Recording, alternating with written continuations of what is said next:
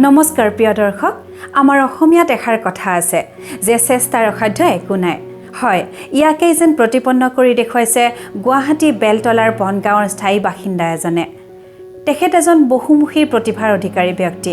তেওঁ একেধাৰে এজন সুদক্ষ মেণ্ডলিন বাদক, সুনিপুণ ললিত কলা শিল্পী, সুদক্ষ খনিকৰ তথা আধুনিক বৈদ্যুতিক আলোকসজ্জাৰ ক্ষেত্ৰত সমগ্ৰ উত্তৰ পূৰ্বাঞ্চল জুৰি খ্যাতি থকা ব্যক্তি হোৱাৰ উপৰিও ৰাজনৈতিক ক্ষেত্ৰতো সমানেই সক্ৰিয়। আহকচোন জনপ্ৰিয় কণ্ঠশিল্পী তথা ছবি নিৰ্মাতা নিৰ্দেশক সদানন্দ গগৈৰ মুখেৰে তেখেতৰ পৰিচয় জানো। ভাগ্য তেৰাং, আমাৰ বনগাঁৱৰ ল'ৰা, আমি বেলতলাৰ মানুহ। নিতা গগৈ মোৰ ভাই, মোৰ সৰু ভাইটি পৰমা গগৈ।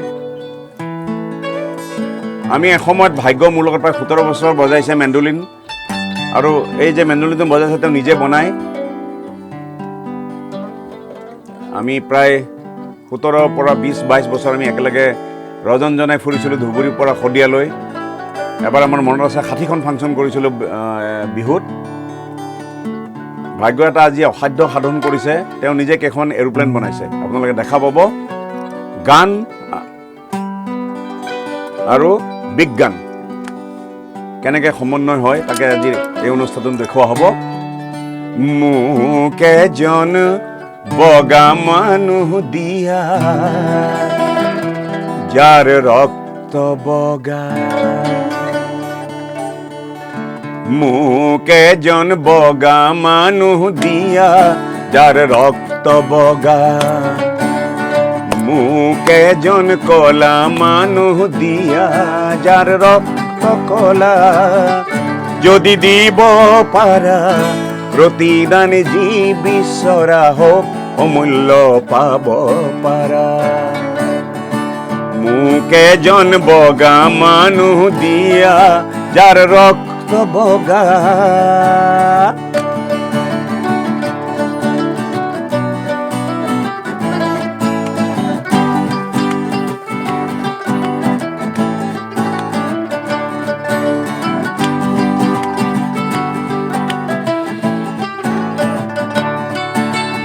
উত্তৰৰ পৰা দক্ষিণ মেৰু যত মানুহ আছে, যত মানুহ আছে, পূৰ্বৰ পৰা পশ্চিম প্ৰান্তত যত মানুহ আছে, যত মানুহ আছে, একে তেজ মঙহে গঢ়া, প্ৰেম প্ৰীতিতে হৃদয় ভৰা, সেই মানুহক কিয় তুমি ভিন্ন কৰা, ভেদা ভেদ সৃষ্টি কৰা।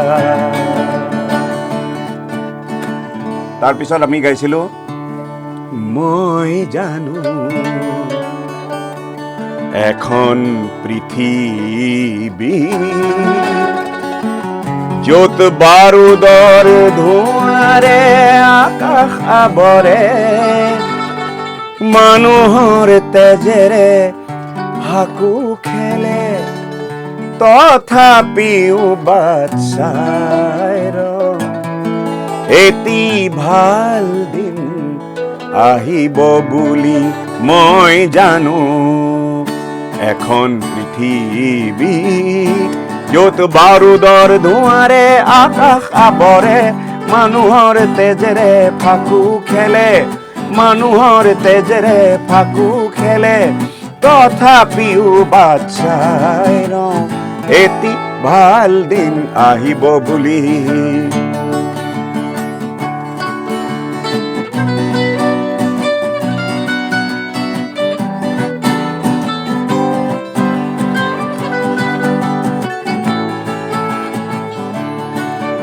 মই জানো এখন পৃথিৱী, য'ত তেজতকৈও তেলৰ দাম বেছি।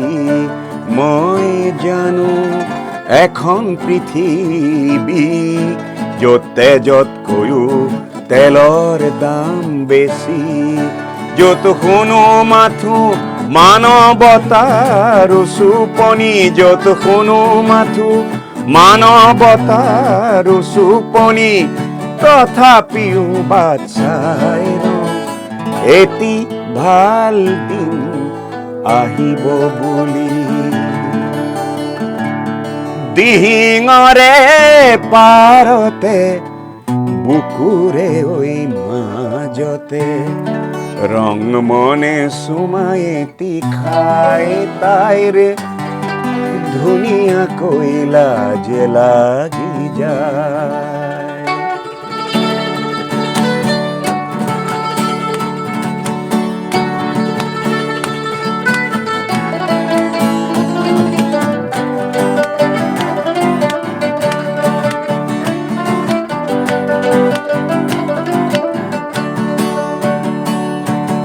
নাম তাইৰ বিহুৱতী মৰম লগা মুখনি সাত ভনীৰে বিহু তলিত ৰং মনক পাই তাইৰ কিয় জানো ভাল লাগি যায় তাইৰ কিয় জানো ভাল লাগি যায় ও তাইৰ কিয় জানো ভাল লাগি যায়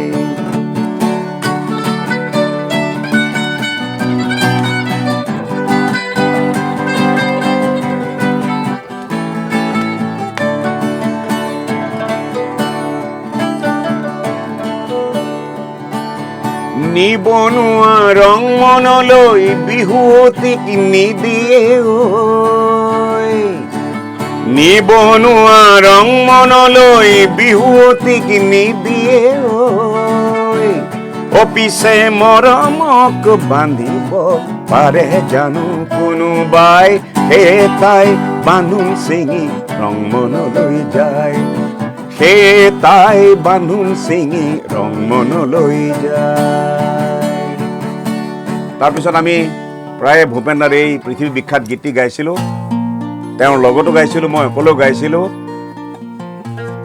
বিস্তীৰ্ণ পাৰৰে অসংখ্য জনৰে হাহাকাৰ শুনিও নিশব্দে নীৰৱে বুঢ়ালুইত তুমি বুঢ়ালুইত পোৱা কিয়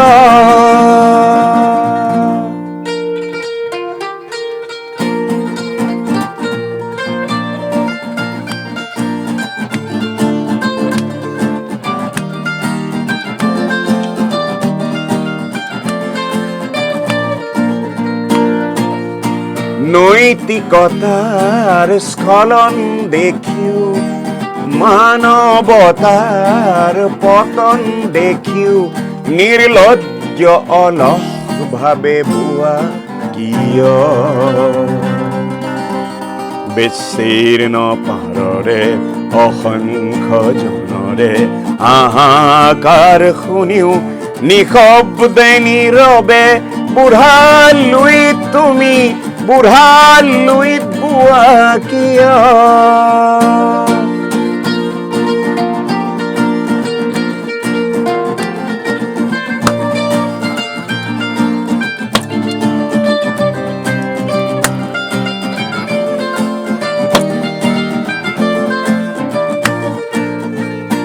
विस्तार है अपार प्रजा दुनु पार करे हाहाकार निशब्द सदा ओ गंगा तुम गंगा बहती हो क्यों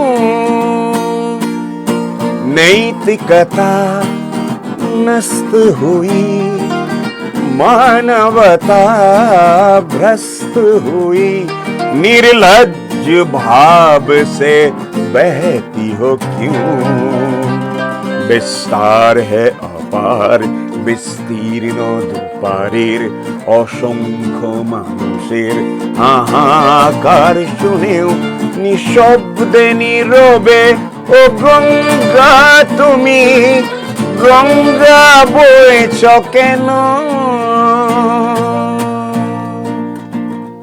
তাৰপিছত ভাগ্য আমি গাইছিলোঁ মনত আছেনে এই শ্বহীদ প্ৰণাম তোমাক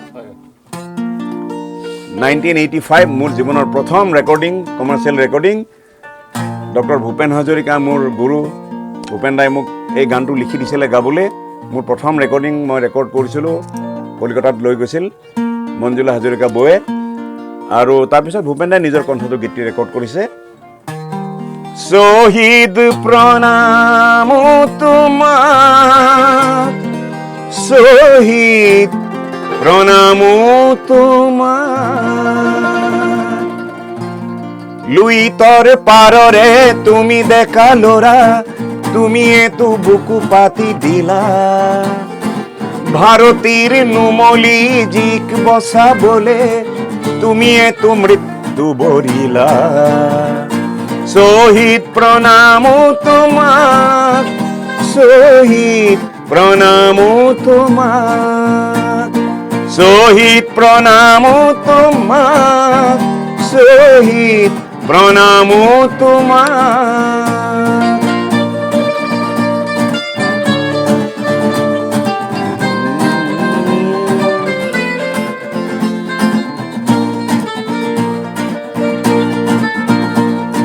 বিংশ শতিকাৰ অষ্টম দশকত নতুন পুৰুষ অগণন, জাতিৰ স্বকীয়তা ৰাখিবলে অহিংসাৰে কৰাৰণ। তুমি এতো দানৱীয় শক্তিক কিছু যুক্তিৰ মৰ্ম শিকালা।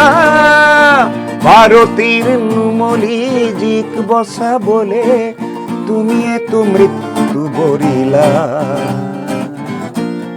তাৰ পিছৰ বছৰ মই এটি গীত লিখিছিলোঁ,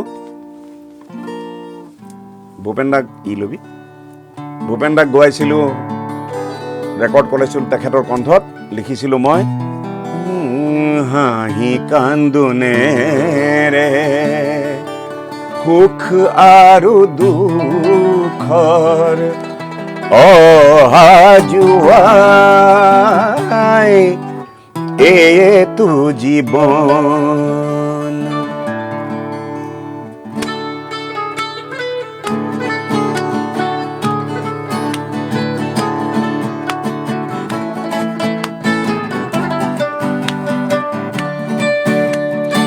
একা বেকা বাট জীৱন যুঁজৰ, কিছু অৱহেলা কিছু মৰমৰ। একা বেকা বাট জীৱন যুঁজৰ, কিছু অৱহেলা কিছু মৰমৰ। মায়াবী মনৰ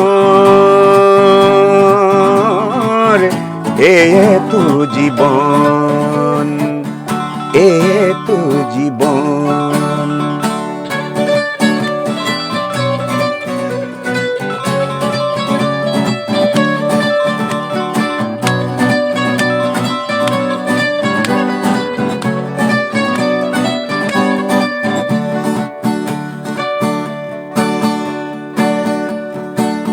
আপোন জন,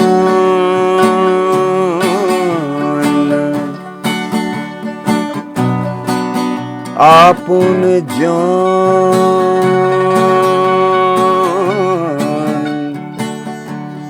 হৃদয়ৰে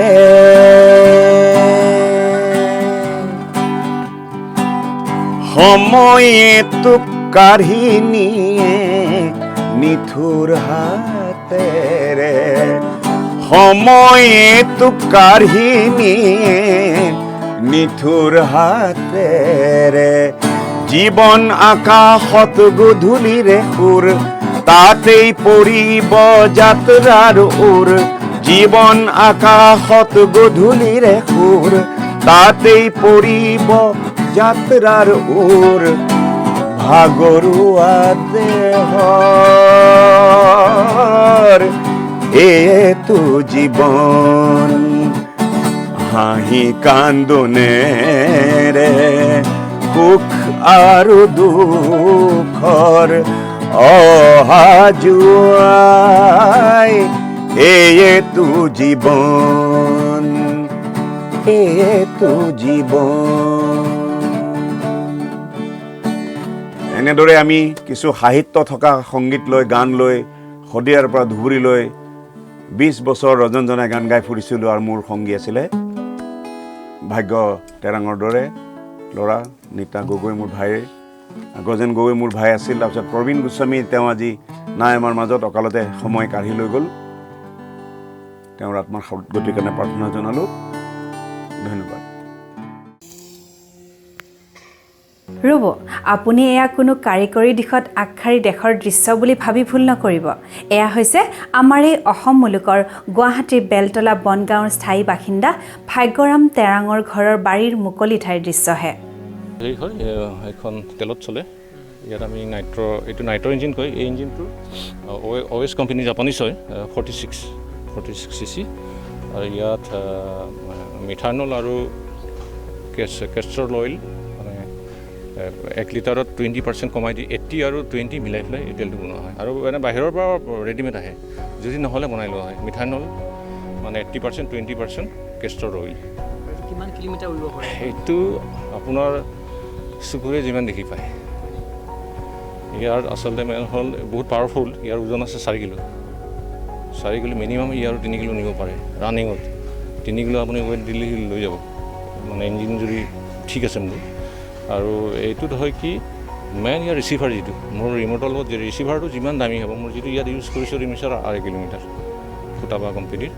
ইয়াতকৈ আপুনি দাম হাই কোৱালিটিৰ লগাব পাৰে, আৰু যাব 5, 10, 50 কিলোমিটাৰ। এইখনত কিমান খৰচা হৈছে? এতিয়া মোৰ গোটেই ইঞ্জিন লৈ 14,500 টকা। আৰু এইখন মাৰ্কেট ভেলু ইঞ্জিন লৈ মিনিমাম 35,000 মাৰ্কেটত। আজিলৈ বিক্ৰী কৰিছে নেকি এনেকুৱা? এতিয়ালৈ তেনেকৈ কৰা নাই। আজি ফ্ৰীয়ে কাৰোবাক কৰি দিছোঁ। কিন্তু মই ভাবিছোঁ এইটো ভিয়েটনামৰ পৰা আহে মেইনলি। এইবিলাক মডেল এতিয়াতো নোহোৱা হৈছে, এই যে কৰোণাৰ কাৰণে এইবিলাক বন্ধ হৈ গ'ল। কিন্তু তাৰ পৰা মডেলবিলাক মেচিন বনায়। কিন্তু এইটো অসমতো ভালকৈ তৈয়াৰ কৰিব পাৰে। অলপ কিছু আপুনি যিটো পদক্ষেপ লৈছে কিবা ধৰি লওক আমাৰ ভৱিষ্যত প্ৰজন্মৰ আৰামত ল'ব পাৰে। মই ক'লোৱে 14,500 টকা ইঞ্জিন লৈ খৰচা হৈছে। মই আপোনালোকক আৰু এটা দুখান, এইটো জাপানীজ ইঞ্জিন, আজিকালি নোপোৱা হ'ল। মই ঘাঁহ কাটা মেচিন যিটো যে সেইটো সস্তীয়া দিল্লী হালা 4,000 বজাৰত পায়। সেই ইঞ্জিনৰ বনাবলৈ ট্ৰাই কৰি আছে। মোৰ লগত আৰু এজন ল'ৰা আছে, তেওঁ প্লেনত ছিনিয়ৰ মোতকৈ বহুত, কিন্তু সি ভাইটিৰ দৰে শশী শেখৰ বুলি, দুয়োটাই মিলি জইনলি কৰি আছে। মই দেখুৱাম সেইটো বাৰু। সেইটো পেট্ৰল ইঞ্জিন। আৰু সেই ইঞ্জিনটো আপুনি এটি ৰোডত যিকোনো নিজৰ টাউনৰ এলেকাত পায়ে, যিটো ঘাঁহ কাটে যে সেই ইঞ্জিনেৰে মই বনাবলৈ ট্ৰাই কৰিছোঁ। চাইনাৰ যিটো বিপ্লৱ ধৰি লওক ইঞ্জিনৰ ক্ষেত্ৰত, মানে আমাৰ ইয়াতে কিবা বিপ্লৱ হ'ব আপুনি আশা কৰিব পাৰে নেকি? পাৰে, আৰামত কৰিব পাৰে। এতিয়া চাব, এই মেচিনটো যিটো মই কৰিছোঁ এইটো যদি ছাকচেছ হয়, চাইনাৰ মেচিন নহয়। এইটো মই ক'লোঁ দেখোন, নিজৰ টাউনতে এইবিলাক মেচিন পায়। না মোৰ কথাটো হ'ল যে চাইনাত যেনেকৈ বিপ্লৱ হৈছে, মানে ধৰি লওক সৰু ল'ৰা ছোৱালীয়ে বহুত সৰু বস্তু বনায়। আপোনাৰ গাড়ী আপোনাক একদম পূৰা বাচ্চা এটাই বনাই দিব পাৰে। মানে আমাৰো ইয়াতে ধৰি লওক ইঞ্জিনিয়াৰিং ল'ৰা ছোৱালী বুলি বা সৰু আপোনাৰ যুৱ চামে এইটো লৈ পেলাই ধৰি লওক ভৱিষ্যতে কিবা পৰিকল্পনা কৰিব পাৰে নেকি? মানে কিবা স্বাৱলম্বিতাৰ কিবা এটা পথ কৰিব পাৰে আৰামত। এতিয়া মই এই মডেলটোৰে কথা কৈছোঁ। এইটোত যদি ইয়াত মেইনলি আমি হাতেৰে কাটি বনাওঁ, অলপ সময় লৈ, এই গোটেই লেজাৰ কাট মেচিন চাগে 2.5 লাখ 3 লাখৰ ভিতৰত পায়, যিখিনি লেজাৰেৰে কাটা হয় কম্পিউটাৰাইজ। সেইটো মেচিন কিনি লৈ এইটোৰ কামো ধুনীয়াকৈ কৰিব পাৰে। আপোনাৰতো বহুত বনালে 14,000 মোৰ মতে নহয়, বহুত কমত হৈ যাব। আৰু এইটো মাৰ্কেট ভেলু মই জানাত 25,000 পৰা 30,000 টকা বাহিৰৰ পৰা আহে। আৰু আপোনাৰ এইখন এবাৰ দেখাই দিব। এইখন হৈছে এইখনৰ হাই উইং। এইখন বেটেৰীৰে চলে। মটৰ মই 1300 মানে KVF লগাইছোঁ। এইখন হাই উইং। এইটো মাৰ্কেট ভেলু কিমান? এইবিলাক 10,000 6,000 1000ৰ ভিতৰত পায়। এতিয়া বনালে 2,000 1800 টকাৰ ভিতৰত হয়। এইখনো সেনেকুৱা হাই উইং, কিন্তু এইখন একদম এই দুখন শ্ল' মানে কম জেগাত, যিখন আপোনালোকে ঘূৰালোঁ ছেম এনেকুৱাই মডেলটো, মানে কম জেগাত উৰিব পাৰে। আৰু এইখন বনাইছোঁ ফুল্লি এটা ষ্টিক, মানে এইটো আপুনি এনে চালে গম পাব। ইয়াত একদম এইখন এই চিটটো পোৱা যায় 160 টকাত আপুনি 4/8 ফুট পাব। এইবিলাক তোমাৰ যিকোনো কালাৰ পায় মাৰ্কেটত। চাইকেলৰ স্পক, ৰিক্সাৰ স্পক, গোটেই কথাখিনি এডাল ষ্টিকত খালি জোখমাখখিনি সুন্দৰ হ'লে সেইটো উৰিবই 100%। আৰু এইখন অলপ হাই স্পীড, এইখন শ্ল', এইখন হাই উইং। এইখন কিছুমান ইয়াৰ হাই উইং আছে, মিড উইং আছে, ল' উইং আছে। তাৰমানে এইবোৰ এইখন ওপৰত থকাৰ কাৰণে হাই উইং হৈ গ'ল। কিছুমান উইং এনেকুৱা তলত হয়, এইখন ল' উইং হয়। আৰু সিহঁতৰ হেৰিবিলাক বেলেগ বেলেগ হয়, উৰাৰ মানে তেওঁলোকৰ চিষ্টেমটো আপোনাৰ নিজৰ আইডিয়া নহয়, হয় একক প্ৰচেষ্টা হয়। এইখিনিতো মোৰ নিজৰ হেৰিত কৰিছোঁ। আৰু ইয়াতে এইখনো আপুনি কেমেৰা ফিটিং কৰা বুলি ক'লে, ড্ৰোনৰ কথা কৈছিলে। আছে, এইবিলাকতো পাৰে। এইবিলাক শ্ল' সেইটো পায় চাইনিজ কেমেৰা সৰু সৰু পায় খুব বেছি 10-20-25 গ্ৰামৰ ভিতৰত তাত ফ্ৰিজিং কৰিলে হৈ গ'ল মানে সেই বাকীখনত নোৱাৰি হ'ল হাই স্পীড ইহঁতে একদম শ্ল' উৰেটো মানে কেমেৰাৰ সেইটো ভাল হয় উৰিবৰ কাৰণে আপোনাৰ বেছি মানে বিশেষ এটা ডাঙৰ জাগা নালাগে সেইখন বহুত কিমান লাগিব ডাঙৰ ফিল্ড এইখন ডাঙৰ ফিল্ড লাগে মোটামুটি 400 মিটাৰমান হ'লে খুবেই ভাল হয় 400 বা 600 মিটাৰ খুব ভাল হয় এইখন এখন ইঞ্জিনৰ হয় সেইখন সেইটো OS কোম্পানীৰে সেইটো 15 cc সেইখন 45 আছিলে ডাঙৰখন সেইখন 15 আৰু সেইটোত তেলৰ টেংকি চাইলেঞ্চাৰ আচ্ছা এই তেলৰ টেংকিটো আপুনি ক'ত পাইছে এইটো মানে ধৰি লওক তেলৰ এইবিলাক আপুনি নখ পালিচৰ কিবা কিবি এইবোৰ কৰিব পাৰে ল'ব পাৰে যিকোনো টেমা এটা হ'লেই হ'ল আপুনি এইটো টেংকিটো ক'ৰবাৰ পৰা পাব বুলি কথা নাই তেনেকুৱা চাইজৰ যিকোনো এটা আপুনি বটল থামছআপৰ বটলো কৰিব পাৰে বেছি ডাঙৰ হ'ব থামছআপ বটল যেনেকৈ সুবিধা হৈছে আপুনি বনাই লৈছে হয় নখ পালিচৰ কিবা কিবি পায় ছোৱালীবিলাকৰ আইটেমৰ বহুত বস্তু এনেকুৱা পায় সেইবোৰৰ পৰা কৰিব পাৰে এনে আহিব মাৰ্কেটতো পায় বেটাৰী চালিত কিবা আছে নেকি আপোনাৰ কি কৈছে বেটাৰী চালিত কিবা বেটাৰীৰ এইকেইখন এই দুখন ইঞ্জিন বাকীবোৰ বেটাৰী বাকী ইন্ধন কি ব্যৱহাৰ হয় ইন্ধনটো হেৰি আমি নাইট্ৰ বুলি কওঁ যিটো সেইটো মাৰ্কেটত আহে এই তেলটো আৰু পেট্ৰল ইঞ্জিনো পায় ডিজেল ইঞ্জিনো আছে মই বৰ্তমান ডিজেলৰ কৰা নাই এই নাইট্ৰ কৰিছোঁ পেট্ৰল এখন কৰি আছোঁ আৰু আপোনাৰ যিটো ৰিম'ট আপুনি ব্যৱহাৰ কৰি আছে সেই ৰিম'টটো আপুনি ক'ৰ পৰা আনিছে বা আপুনি নিজে কিবা ৰিম'টটো মোৰ কিন্তু অলপমান হেৰি ফটোবা কোম্পানী ভাল মাৰ্কেটত পায় 8 চেনেলৰ মানে এখন প্লেন উৰিবলৈ 4 চেনেল হ'লে হৈ যায় কিন্তু মোৰ যিটো ৰিম'ট সেইটো হেলিকপ্টাৰো উৰাব পাৰে হেলিকপ্টাৰৰ চেনেলটো বেছি লাগেতো আৰু কিছুমান চেনেলটো বেছি হ'লে আপুনি যিকোনো মানে এটা ওপৰত গৈ ফুল চিটিওৱা ধোঁৱা মাৰা তেনেকুৱা কামৰ কাৰণে চেনেলবিলাক বেছি লাগে মানে 4টা চেনেল লাগে যদিও লগত এই চুইচবিলাক যে থাকে আপুনি এইটোত এটা চুইচ দিয়াৰ লগে লগে ধোঁৱা মাৰিলে এইটো দিয়াৰ লগে ধৰি লওঁ মানে ফুল দিয়াল সেইবিলাক কৰিব পাৰে কণ্ট্ৰল আপোনাৰ এইটোৰ পৰা এইটোৰ ওপৰত বাকীখিনিতো এইটো থ্ৰটেল এক্সেলেৰেটৰ বাকী এলেৰন ৰাডাৰ মানে এখন ডাঙৰ প্লেন খালী এইটো মই 19,500 টকাত কিনিছিলোঁ হয় এইটো এয়া কষ্টলি ৰিম'টটো সদায় ভাল হ'লে ভাল ৰেঞ্জৰ কথা আছে আপুনি যোৱাৰ পিছত ইজু ডিছকানেক্ট হৈ গ'লে আপোনাৰ দামী বস্তু এটা হেৰাই যাব সেইকাৰণে ৰিম'ট ৰিচিভাৰটো সদায় ভাল হ'লে ভাল আপুনিতো ধৰি লওক ব্যৱসায় কৰে মই জনাত ঠিক আছে ব্যৱসায়ৰ ওপৰত মানে উপৰিও আপুনি এইখিনি যিখিনি কাম কৰি আছে বহুত ভাল কাম কৰি আছে মানে আৰু এইখিনি কাম কৰিবলৈ আপুনি টাইম কেনেকৈ মানে উলিয়াই আছে ধন্যবাদ লকডাউনটোৱে দিব লাগিব সেই সময়তে প্ৰায় মই 10খনৰ ওপৰত প্লেন বনাব লাগিব আৰু একদম সৰু জেগাত উৰাবলৈ ইয়াতে শিকিলোঁ বাহিৰত বুলি যে ওলাবই নিদিয়ে ঘৰতে ট্ৰাই কৰোঁ এটাও ভাল লাগে মই যেতিয়া উৰাওঁ চব মানুহবিলাকে চাই থাকে চবেই জানে আৰু 4টা বাজিলে এতিয়া দাদা এবাৰ ঘূৰাই দিয়া প্লেন উৰাব সেইটো লকডাউনৰ কাৰণে মই কিছু বহুত কাম সময় পাইছোঁ এনেও টাইম ওলাই লওঁ টাইমটো ওলাই লওঁ আৰু আপোনাৰ ধৰি লওক আপুনি যদি ইমানখিনি কাম জানে ধৰি লওক নিজৰ একক পেছালৈ কৰি আছে ধৰি লওক কাৰিকৰ যদিও আপোনাৰ জ্ঞান নাই মানে ব্যৱসায়িক কোনো শিক্ষা লোৱা নাছিলে যে কৰি আছে যুৱচাম যদি আপোনাৰ ক্ষেত্ৰত যদি কয় যে আপোনাৰ দাদা এইটো মোক শিকাই দিয়ক বা আপুনি কিবা তেনেকুৱা ভাবিছে নেকি সদায় খোলা আছে আৰু মই যিটো ক্লাবত থাকোঁ তাত আপুনি পেৰামটৰৰ পৰা পেৰাগ্লাইডিঙত চবেই শিকাব ফ্ৰী মানে এনেকুৱা আহেও ষ্টুডেণ্টো আহে আৰু মোৰতো তেনেকুৱা কোনোবাই ইচ্ছা কৰিলে আহিব পাৰে এতিয়া আচলতে এইখন মই ইলেক্ট্ৰিক বনাইছোঁ আৰু একদম সস্তীয়া ঘৰতে পোৱা বস্তু চববিলাক ইয়াতে কিছুমান চাইকেলৰ স্পক আছে আৰু ফৰ্ট ছিট বুলি এটা ছিট এটা পায় যিটোত হৰ্ডিংবিলাকত ব্যৱহাৰ কৰে সেইটো 160 টকাত 4x8 মানে সেই ছিটটোত 2খন প্লেন হয় আপুনি 1800-1500ৰ ভিতৰত এখন উৰিব পৰা প্লেন নিজে তৈয়াৰ কৰি ল'ব পাৰে খালি ইলেক্ট্ৰিক আৰু ইয়াতে আপুনি কষ্টলি মটৰ লগালে অলপ বেছি হয় যিটো লোকেল পায় মাৰ্কেটত 400-500 টকা সেই মটৰেৰে মই উৰাই দেখুৱালোঁ বনাওঁতে কিমান দিন লাগিছে আৰু কিমান পইচা খৰচ আহিছে মই এই মডেলটো কৰিলে মাত্ৰ 4 ঘণ্টা 4 ঘণ্টাত মই বনাই দিব পাৰোঁ সেইটো মই ক'লোৱে 1500-1500ৰ পৰা 1800ৰ ভিতৰত খৰচা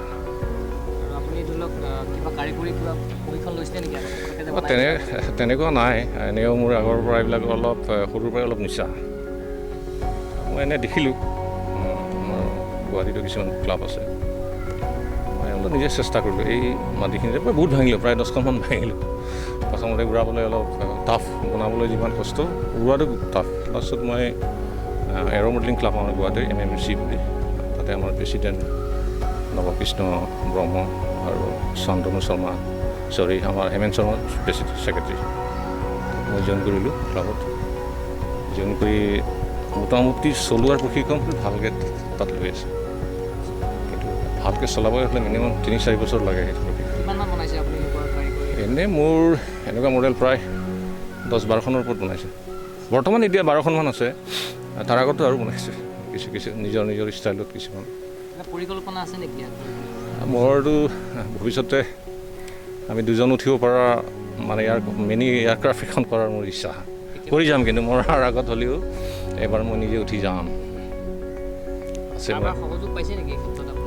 তেনেকুৱা নহয়, মই যিটো ক্লাবত সোমালোঁ আগতে একক চেষ্টাত কৰি আছিলোঁ, এতিয়া বহুত ছিনিয়ৰ মানুহখিনিও আছে, কিছুমান তেওঁলোকেও নজনাখিনি সোধোঁ, সেইটো ভাল লাগিছে। গোটেইখিনি বুজাই দিয়ে কিছুমান নাজানিলে। এইটো হ'ল মনৰ বল। মনত যদি কৰিম বুলি এটা থাকে, বহুতে কয় সময় নহয় কিবা নাই, মিছা কথা। সময় চব কৰি ল'ব পাৰে, এইটো নিজৰ মনৰ কথা। মনত যদি ভাবি লয় মই কৰিম, নিশ্চয় কৰিব পাৰিব।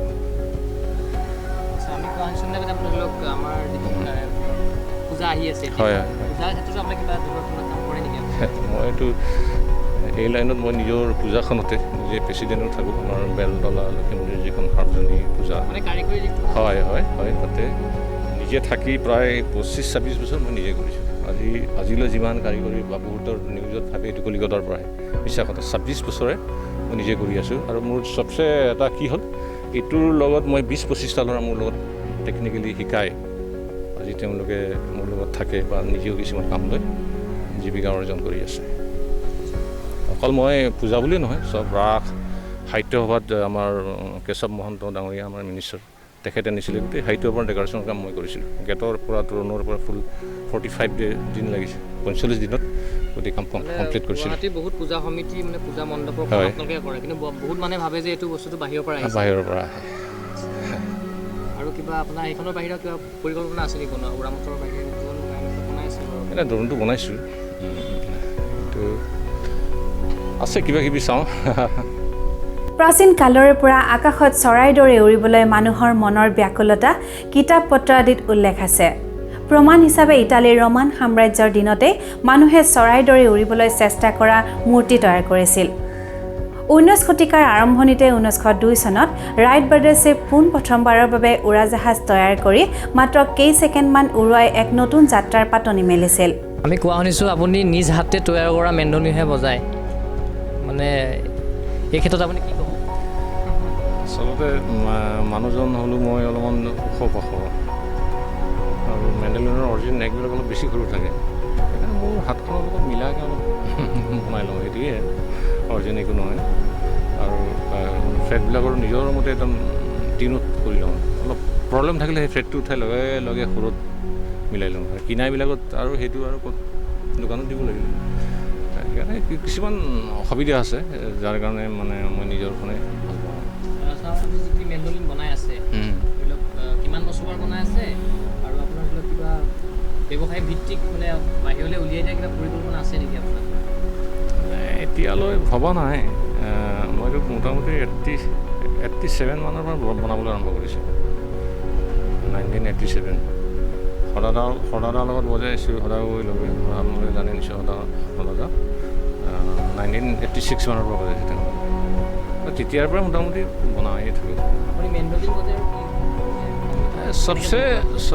চবচে প্ৰেম মেণ্ডলিনৰে, আৰু মেণ্ডলিন খুব ভাল পাওঁ। বাকীবোৰ সৰু যদি ইমান কিবা নহয়। মেলখন সংগীতৰ প্ৰতি কেনেকৈ আকৃষ্ট হৈছে? কেনেকৈ আকৃষ্ট হ'ল? মই এটা সময়ত গোপাল দা একদম ৰেডিঅ'ত খুব তেওঁলোকৰ মানে সৰু সময়ত থাকে, আৰু ঠিক আমি তেতিয়া স্কুল যোৱাৰ সময়ত গোপাল দাহঁতে বজালে জানো আৰু 7:15 হৈছে, গীতি মালিকে আহিলে জানো 7:30 হৈছে, গান ধুব আৰম্ভ কৰোঁ। মানে আমাৰ ক'ব গ'লে গাঁৱৰ ল'ৰাটো হাতততো ঘূৰিয়ে নাথাকে, সেইবিলাকে আমাৰ টাইম আছিল। আৰু গোপাল দাৰ মেণ্ডলিন 7:15, তেনেকৈ তেওঁলোকৰ সৰুবিলাক শুনি বহুত মানে ভাল লাগিল, তেনেকৈ টানি লৈ আহিলে। আপোনাৰ এই মানে মেণ্ডলিনৰ যিটো আদিপাঠ শিকাৰ ক্ষেত্ৰত এইটো শিকাৰ পৰা একদম প্ৰথমতে মই আমাৰ গণেশগুৰিত এখন স্কুল আছিলে আফটাৰ মামা, তেখেত এতিয়াও আছে জীৱিত, সেই গণেশগুৰিত সেই স্কুলখন আছিলে তাতে ল'লোঁ। কিন্তু কিবা কাৰণত সেই স্কুলখন তাৰ পৰা উঠি যাব লগা হ'ল। চাগে সেইখিনি জেগাত বিল্ডিং বনালে, স্কুলখন নাথাকিলে। তাৰপিছত মই তেনেকৈ অমৃত বড়ো, এনে লালুলা বুলি চবেই জানে। লাষ্টত গৈ কিশোৰগিৰি ছাৰক পালোঁ। তেখেতটো ঢুকাল নাই, লাষ্ট কিশোৰগিৰি ছাৰৰ লগত ক্লাছ কৰিলোঁ। আপুনি যিটো মেণ্ডলিন বনাই আছে নিজতে, হয়, সেইটো আপুনি কাৰোবাৰ পৰা শিক্ষা লৈছিলে? এইবোৰো শিকা নাই মোৰ, নাজানো। কিবা এটা কৰিবলৈ মন গ'লে অলপমান ভালকৈ চালে, জন্মদত্ত কিবা এটা থাকে নেকি? নাজানো সেনেকুৱাই নেকি, কিন্তু মোৰ তেনেকৈ শিকা ক'তো নাই। অলপ চালে বা অলপমান মানে অধ্যয়ন কৰিলে আহে। আপুনি যুৱ প্ৰজন্মক লৈ মানে ধৰি লওক আপোনাৰ যিটো আপুনি মানে উৰামতৰ কথা ক'লে বা মেণ্ডলিন আপুনি নিজকে বজায়, মানে কিবা আহ্বান জনাব নেকি? মানে ব্যৱসায়ী ভিত্তিত বা তেখেতক কিবা আগবাঢ়ি অহা ক্ষেত্ৰত এনেই কৰিব পাৰে, সুন্দৰে। আজিকালি বাহিৰৰ পৰা বস্তুবিলাক আহে, ইয়াতে যদি ভাল প্ৰডাক্ট হয়, সুন্দৰ মানে কোৱালিটিৰ হয়, কিয় ইয়াতো চলিব। অসমত বনোৱা মেণ্ডলিন চলিব, গীটাৰ মেণ্ডলিন অসমত বনোৱাই চলিব। কোৱালিটিবিলাক ভাল হ'লে কি মানুহে নলয়। বাহিৰৰ বুলিতো কথা নাই, বাহিৰৰবিলাকেতো আমাৰ দৰে মানুহে বনাইছে। আপুনি মেণ্ডলিন বজাই আছে, মানে বনাই হয়, আছে হয়। আপুনি গীটাৰো বনোৱা কিবা প্লেনিং আছে নেকি আপোনাৰ? বহুত আগত এখন বনাইছিলোঁ, ইলেক্ট্ৰিক বনাইছিলোঁ। সেইখন বেলেগ এজনক বনাই দিছিলোঁ, আছে নে নাজানো। আপুনি বিশেষকৈ ভালকৈ গম পাব যে আমাৰ যিবোৰ মেণ্ডলিন আহে এইবোৰ ক'ৰ পৰা আহে একচুৱেলি? এই কলিকতাতো হয়, কলিকতাৰ আহে আৰু বাহিৰৰো আজিকালি আহে। বাহিৰৰ পৰা USA ফেণ্ডাৰ চেণ্ডাৰ এনেকুৱা বহুত। মানে বাদ্যযন্ত্ৰৰ ক্ষেত্ৰত অসমতো এটা বিপ্লৱ হ'ব পাৰে নেকি? আৰামত হ'ব পাৰে, মানুহে চেষ্টা নকৰে, এইটোৱে কথাটো। মানে প্ৰথম অলপতো প্ৰশিক্ষণ ল'বই লাগিব, বনোৱাবিলাকতো প্ৰশিক্ষণ ল'বই লাগিব। আৰু মেইন হ'ল ইলেক্ট্ৰনিক ছাইডটো আজিকালি অলৰেডি পায়ো, শিকিব পাৰে। বডিটো ইয়াতে কৰিব পাৰে সুন্দৰ। আচ্ছা, আপুনি ব্যৱসায়ৰ লগতে আপুনি ৰাজনীতিৰ ক্ষেত্ৰতো জড়িত বুলি জনাত মানে। হয়, এইসকল মানে আপুনি এতিয়া ৰাজনীতি বস্তু কেনেকৈ মানে কেনেকৈ আগবঢ়াব? ব্যৱসায়ো আছে আপোনাৰ, বেলেঞ্চটো কেনেকৈ মেইনটেইন কৰি আছে আপুনি? সেইটো মানুহে কয় সময় নাই, মোৰ বোলে সেইটো মোৰ ডায়েৰীত নাই বস্তু। সময় নাই, সময় নহ'ব, সেই কথা নাই। যেতিয়া মই কেতিয়াবা আজৰি টাইমত মন ভাল লাগিলে এখন মেণ্ডলিন মই ৰাতি 3-4 কাম কৰোঁ। মন আজি মানে কামটোৰ পিক আপ হৈছে বা কৰি ভাল লাগিছে, মই 3টাও বাজি যায়। আৰু তেনেকৈ পলিটিকেল ক্ষেত্ৰতো ৰাইজে বিচাৰিলে তুমি কৰিব লাগে সমাজৰ কিছু কাম, তেনেকৈ উঠিলোঁ। ৰাইজে মৰম কৰিলে, কাউন্সিলৰো হৈ আহিলোঁ। ৰাইজক কিমান কি কৰিব পাৰিছোঁ নাজানো, মনেৰে কিন্তু চেষ্টা কৰিছোঁ বহুত কিবাকিবি কৰিবলৈ। কি পাইছে কি নাপাইছে ৰাইজে ক'ব আৰু। সৃষ্টিশীল কামৰ বাবে এটা সৃষ্টিশীল মানে এটা ভাল এটা পৰিৱেশৰ দৰকাৰ হয় নেকি? মানে ধৰি লওক এনেকৈ সেইটো বিষয়ে কৈ দিব। 100% সেইটোতো হয়। নিজৰ মন চন চব ঠিক থাকিব লাগিব। বেলেগ মাথাত বেলেগ প্ৰেছাৰ কষ্ট পাই থাকিলেতো সৃষ্টি নহয়। তেনেকৈ এটা ঠাণ্ডা পৰিৱেশ সুন্দৰ। সেইকাৰণে মই অলপ আলগে থাকোঁ, ঘৰৰ পৰা অলপমান আঁতৰত থাকোঁ। ঠাণ্ডা পৰিৱেশ কোনো হেৰি নহয় আৰু অসুবিধা নহয়। মই তেওঁলোককো অসুবিধা নিদিওঁ, মোৰো যাতে নহয় আৰু তেনেকুৱা। ব্যৱসায়, ৰাজনীতি আৰু আপোনাৰ মেণ্ডলিন আপুনি ধৰি লওক বনাই আছে, প্লাছ আপোনাৰ মানে উৰামতৰ আপুনি বনাইছে বা ড্ৰোন বনাইছে, ইয়াৰ উপৰিও আপোনাৰ কিবা ভাবি আছে নেকি? কিবা কাম আৰু কিবা এটা কৰা পৰিকল্পনা ভৱিষ্যতে? প্ৰথম হ'ল এই যিখন মই এৰ' মডেলবিলাক বনাই আছোঁ। মেইন মই মানুহ উঠা মই কমচে কম 2 ছিটাৰৰ মোৰ মানে জীয়াই থকাৰ আগমুহূৰ্তত বনাই যোৱাৰ খুব ইচ্ছা আৰু বনাই যাম যদি ভগৱানে সাথ দিয়ে, সময় মানে দিয়ে। মানে সেইটো ক্ষেত্ৰত আপুনি বনালেও যেনিবা আপোনাৰ বস্তুটো ব্যৱসায়িক ভিত্তিতে লৈ যাবলৈ কিবা পৰিকল্পনা? ব্যৱসায়িক নহয়, প্ৰথম নিজে বনাই চাম, প্ৰথম কিমান ছাকচেছ হ'ম সেইটো কথা না। তাৰপিছত আৰু আপুনি যিটো ধৰি লওক মেণ্ডলিন বনাই আছে, হয়, এতিয়া আপুনিতো ধৰি লওক এইটো নিজাকৈ বনাই আছে, হয়। গতিকে কিবা নাম ৰাখিছে নেকি আপুনি? নাম মোৰ এই মেণ্ডলিন মোৰ গোটেই প্ৰডাকশ্যনত মই দিওঁ। ইয়াতে নেংকি বনাৰী বুলি থাকে আমাৰ, এইটো কাৰ্বি শব্দ। ইয়াৰ অৰ্থ হ'ল কিছুমান সুৰ হৃদয়ত টাচ হয় ন, চুই যায়, তাৰ অৰ্থটো সেইটো।